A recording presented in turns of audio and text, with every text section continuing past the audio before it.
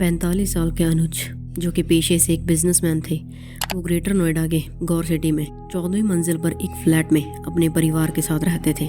उनके परिवार में उनके अलावा उनकी बीवी अंजलि, उनका एक बेटा रोहित और उनकी बेटी मणिकर्णिका रहते थे, और अनुज के पेरेंट्स भी उन्हीं के साथ रहते थे। ये बात थी दिसंबर 2017 की। दरअसल अनुज अपने बिजनेस के चलते सूरत गए हुए थे, और इसी बीच उसके पेरेंट्स भी अपने किसी रिश्तेदार की शादी अटेंड करने देहरादून गए हुए थे। सो घर पर सिर्फ अनुज की पत्नी अंजलि और उनके दोनों बच्चे ही थे। 4 दिसंबर 2017 की शाम तकरीबन 10 बजे के आसपास अनुज ने अपने घर पर कॉल किया, लेकिन काफ़ी बार कॉल करने के बाद भी अंजलि ने उनका फ़ोन नहीं उठाया, जो कि काफ़ी अजीब बात थी। उन्होंने कुछ देर रुककर दोबारा से अंजलि को कॉल किया एंड इस बार इवन लैंडलाइन पर भी ट्राई किया, लेकिन अनुज की अपने घर पर किसी से भी बात नहीं हो पाई। पर फिर उन्हें लगा कि हो सकता है कि आज सब लोग जल्दी सो गए हो, जो कि वैसे नॉर्मली होता तो नहीं था। तो खैर वो रात बीत जाती है और अगली सुबह यानी 5 दिसंबर 2017 को अनुज फिर से अपने घर पर कॉल करते हैं, इस उम्मीद में कि अभी तक सब लोग जाग गए होंगे। बट अगेन उनका फ़ोन किसी ने भी नहीं उठाया एंड अब अनुज को टेंशन होने लगी थी कि कहीं कुछ गड़बड़ तो नहीं। जिसके बाद उन्होंने अपनी बिल्डिंग में रहने वाले एक पड़ोसी से कांटेक्ट किया और उसे इस पूरे सिनेरियो के बारे में बताया कि कैसे कोई भी उसके घर पर उसका फ़ोन नहीं उठा रहा, और उस पड़ोसी को अपने घर पर जाकर चेक करने को बोला।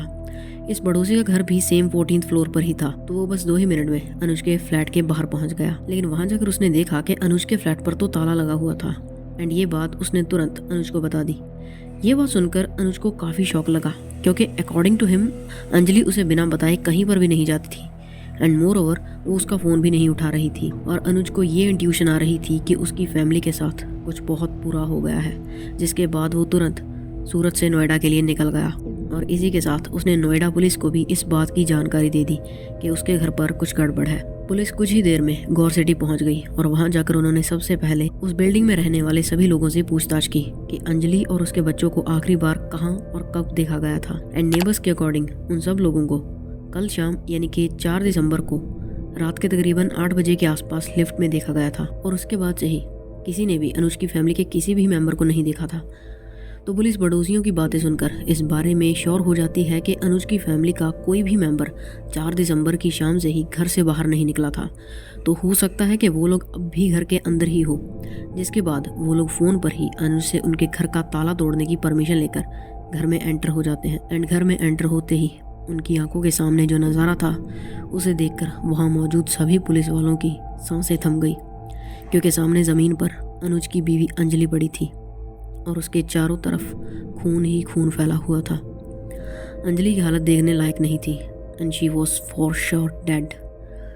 उसकी बॉडी पर मेनली फेस और चेस्ट पर बहुत ब्रूटल तरीके से कट्स और स्टैबिंग के निशान थे। हर होल फेस वॉज डिफॉर्म्ड। लेकिन अंजलि के 2 बच्चे भी थे जो कि मिसिंग थे, तो पुलिस को उन्हें भी ढूंढना था। तो वो बाकी के घर की तलाशी लेने लगते हैं, और इसी तलाशी के दौरान उन्हें एक कमरे से अंजलि की बेटी मणिकर्णिका की भी बॉडी मिली एंड उसके भी सर से बहुत खून बह चुका था। एंड उसकी बॉडी के पास से ही पुलिस को एक बेड भी पड़ा मिला जिस पर कि काफ़ी ज़्यादा खून लगा हुआ था। So there was a chance कि मणिकर्णिका को इसी बेड से मारा गया था। तो खैर पुलिस उन दोनों बॉडीज़ को पोस्टमार्टम के लिए भिजवा देती है, बट घर से उन्हें अनुज के बेटे रोहित का कोई भी सुराग नहीं मिला। एंड अब तक अनुज भी वहाँ पहुँच चुका था और उसे विश्वास ही नहीं हो रहा था कि ये सब उसके परिवार के साथ क्या हो गया। आस पड़ोस के लोग बहुत ही मुश्किल से अनुज को संभालते हैं और पुलिस भी घर की तलाशी जारी रखती है, और इसी तलाशी में उन्हें कुछ क्रूशियल एविडेंसेस मिलते हैं। दरअसल जहां पर उन्हें अंजलि की बॉडी मिली थी वहीं पर एक टेबल पर से उन्हें एक पिज़्ज़ा कटर और एक कैंची पड़ी हुई मिली, एंड ये दोनों ही चीज़ों पर बहुत सारा खून लगा था, एज इफ कि इन्हें भी इन कत्लों में यूज़ किया गया हो। अंजलि की बॉडी को देखकर इट वॉज क्लियर कि उसकी बॉडी पर जो इतनी सारी चोटें एंड कट्स के निशान थे वो शायद इसी पिज़्ज़ा कटर और कैंची से आए थे। ये सब चीज़ें देखकर पुलिस भी शॉक में थी कि भला इतनी भी किसी को क्या ही नफरत थी अंजलि से, जो उसे इतनी दर्दनाक मौत दी। पर फिलहाल उन्हें इस बात से भी ज़्यादा चिंता थी अंजलि के बेटे रोहित की, क्योंकि उसकी बॉडी पुलिस को कहीं पर भी नहीं मिली थी। तो हो सकता था कि वो अब भी जिंदा हो और कातिल के कब्जे में हो। तो ऐसे में उन्हें जल्द से जल्द रोहित का पता लगाना था। लेकिन कुछ देर के बाद उन्हें इस घर से एक ऐसी चीज़ मिली जिसने उन्हें भी हिलाकर रख दिया। तो हुआ ये कि पुलिस को लगा कि हो सकता है कि ये दोनों कत्ल लूटपाट के इरादे से किए गए हों। इसीलिए उन्होंने अनुज को घर में चेक करने को बोला था कि क्या क्या चीज़ें या फिर कीमती सामान घर से गायब है। तो अनुज ने सेफ में चेक करके बताया था कि घर से 2 लाख रुपए कैश गायब है और इसके साथ साथ अंजलि का फ़ोन भी। लेकिन असली ट्विस्ट तो तब आया जब घर के बाथरूम से पुलिस को खून से लथपथ कपड़े मिले और अनुज से पूछने पर उन्हें ये पता चला कि ये कपड़े उसके बेटे रोहित के थे। और ये देखकर पुलिस का दिमाग घूम गया और उन्होंने अनुज को रोहित के कमरे को भी चेक करने को बोला कि क्या उसके कमरे से भी कोई सामान गायब है। और अनुज ने जब रोहित के कमरे की तलाशी ली तो उसने पुलिस को बताया कि रोहित का एक स्कूल बैग और उसके कुछ कपड़े उसके कमरे से मिसिंग थे। और जब ये बात पुलिस को पता चली तो इस पूरे केस की दिशा ही बदल गई और अब तक जिस 15 साल के रोहित को पुलिस विक्टिम मानकर चल रही थी, अब वही उनका नंबर 1 सस्पेक्ट बन गया। जिसके बाद पुलिस सबसे पहले इस बिल्डिंग की पिछली रात यानी 4 दिसंबर की सीसीटीवी फुटेजेस को एक्वायर करती है एंड उसे एनालाइज करना शुरू करती है। और कई घंटों की मेहनत के बाद उन्हें इन फुटेजेस में से ही एक ऐसी चीज़ मिली जिसने पुलिस का शक रोहित पर और भी पक्का कर दिया।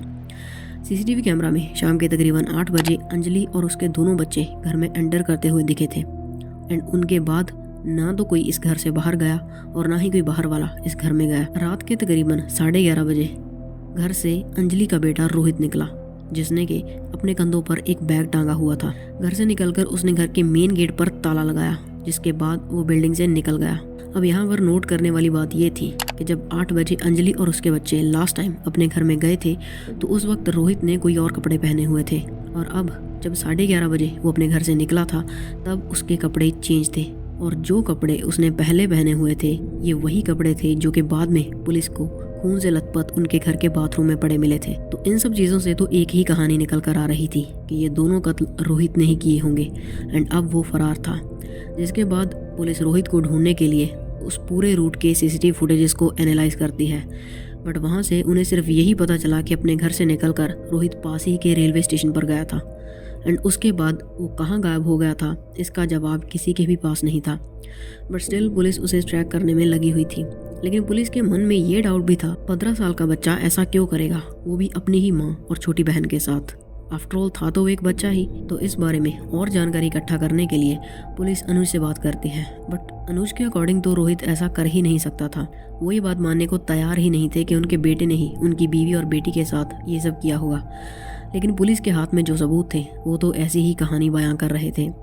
तो खैर पुलिस अनुज को छोड़कर रोहित के स्कूल और उसके दोस्तों से पूछताछ करने का डिसाइड करती है कि आखिर रोहित कैसा लड़का था और उसका बिहेवियर कैसा था। एंड स्कूल से उन्हें काफ़ी चौंका देने वाली बातें पता चली और वो ये कि रोहित पढ़ाई में बिल्कुल भी अच्छा नहीं था। वो स्टडीज़ में क्लास का सबसे पुअर स्टूडेंट था जिस कारण उसे स्कूल में सभी टीचर्स से हमेशा डांट ही पड़ी और उसके घर पर भी रेगुलर बेसिस पर उसकी कंप्लेंट्स जाती थी और मोस्ट ऑफ द टाइम्स उसकी माँ ही पेरेंट टीचर मीटिंग अटेंड करने आती थी क्योंकि उसके फादर तो अपने काम की वजह से शहर से बाहर ही रहते थे और उसकी माँ ही उसे पढ़ाती थी। और स्टडीज़ में रोहित की पुअर परफॉर्मेंस की वजह से उसकी माँ भी उसे लेकर काफ़ी स्ट्रिक्ट थी। अब ये तो वो बातें थी जो कि टीचर्स ने पुलिस को बताई बट इसके बाद जब पुलिस ने रोहित के क्लासमेट से बात की तो उन्हें ये पता चला कि रोहित का क्लास में एक भी दोस्त नहीं था क्योंकि ना तो उसे कोई पसंद करता था और ना ही रोहित ने कभी किसी से बात करने की कोशिश की। एंड रोहित हमेशा क्लास में अकेला चुपचाप बैठा रहता था and he was very weird. वो किसी से भी ढंग से बात नहीं करता था and he was very aggressive. जब भी टीचर उसे क्लास में कुछ कहते या फिर डांटते तो टीचर के जाने के बाद वो काफ़ी गुस्से में अपनी सीट पर बैठा रहता और अपने आप से ही कुछ ना कुछ बड़बड़ाता रहता। ये सारी चीज़ें सुनकर पुलिस इतना तो जान चुकी थी कि रोहित पर स्कूल का काफ़ी प्रेशर था एंड उसकी मम्मी भी स्टडीज़ को लेकर काफ़ी स्ट्रिक्ट थी जबकि रोहित को पढ़ना कुछ खास पसंद नहीं था। वो बस पूरा दिन अपने पीसी पर बैठकर वायलेंट गेम्स खेलता रहता था। तो खैर इन कत्लों को हुए लगभग 5 दिन बीत चुके थे लेकिन अभी तक रोहित का कुछ भी पता नहीं चला था। पुलिस भी उसकी खोज में लगी हुई थी और तभी एक दिन 9 दिसंबर 2017 को रोहित के पिता अनुज के पास एक फ़ोन कॉल आता है, वो भी एक अननोन नंबर से। और जब उन्होंने इस कॉल को उठाया तो सामने से उनका बेटा रोहित बोल रहा था और वो बहुत रो रहा था। वो रोते रोते अपने पिता से एक ही बात कह रहा था कि पापा मुझे घर ले चलो, मुझे आपके पास आना है। जिसके बाद अनुज ने तुरंत पुलिस को इस बात की जानकारी दे दी और उसी दिन पुलिस रोहित को लेने के लिए वाराणसी निकल गई जो कि रोहित की करंट लोकेशन थी और उसी ने अपने फादर को दी थी। और रोहित को लेकर पुलिस नोएडा आ गई। अब रोहित को उसके फादर के सामने बिठाकर पुलिस उसकी माँ और बहन के कत्ल के बारे में सवाल पूछना शुरू करती है as he was a minor. और बिना ज़्यादा ट्राई किए रोहित ये बात एक्सेप्ट कर लेता है कि उसी ने अपनी माँ और बहन को मारा है क्योंकि अकॉर्डिंग टू हिम उसकी माँ उसे बहुत ही बुरे तरीके से ट्रीट करती थी। वो कभी भी उससे ढंग से बात नहीं करती थी, हमेशा बस पढ़ाई को लेकर उसे डांटती रहती। जबकि मणिकर्णिका को लेकर उनका बिहेवियर काफ़ी अलग था, टोटली डिफरेंट। उसे वो सारी चीज़ें ला कर देती, उससे वो प्यार से बात करती और वो कॉन्स्टेंटली उसे उसकी बहन से कंपेयर करती कि देखो तुम्हारी छोटी बहन पढ़ाई में कितनी अच्छी है, हमारा कितना नाम रोशन करती है, और एक तुम हो। ये सारी बातें मुझे बहुत चुभती थी और मुझे अपनी बहन से भी बहुत जेलसी फील होती थी। इन्हीं सब बातों की वजह से मुझे नफरत थी अपनी माँ से। और 4 दिसंबर की शाम को भी कुछ ऐसा ही हुआ था। मैं घर पर आकर गेम खेलना चाहता था, बट एज़ यूजुअल मेरी माँ ने मुझे डांट कर पढ़ने के लिए बिठा दिया। उनकी बात सुनकर मैंने अपना मन मारा और पढ़ने के लिए बैठ गया। लेकिन मैं बैठकर नहीं, सोफे पर लेटकर पढ़ने लगा। तो वो दोबारा मेरे पास आई और उन्होंने ज़ोर से मेरे मुंह पर एक चांटा मारा, क्योंकि मैं बैठकर नहीं लेटकर पढ़ रहा था और उन्होंने मुझे बैठकर पढ़ने को बोला था। और ऐसा कोई पहली बार नहीं था कि उन्होंने मुझ पर हाथ उठाया हो, ये तो लगभग रोज़ ही होता था। पर आज ये चीज़ मुझसे बर्दाश्त नहीं हुई। पता नहीं मुझे क्या हुआ, मैंने अपने पास रखा, अपना बैट उठाया और उनके सर पर मारना शुरू कर दिया। और मैंने इस बैट से उनके सर पर तब तक मारा टिल शी वेंट अनकॉन्शियस।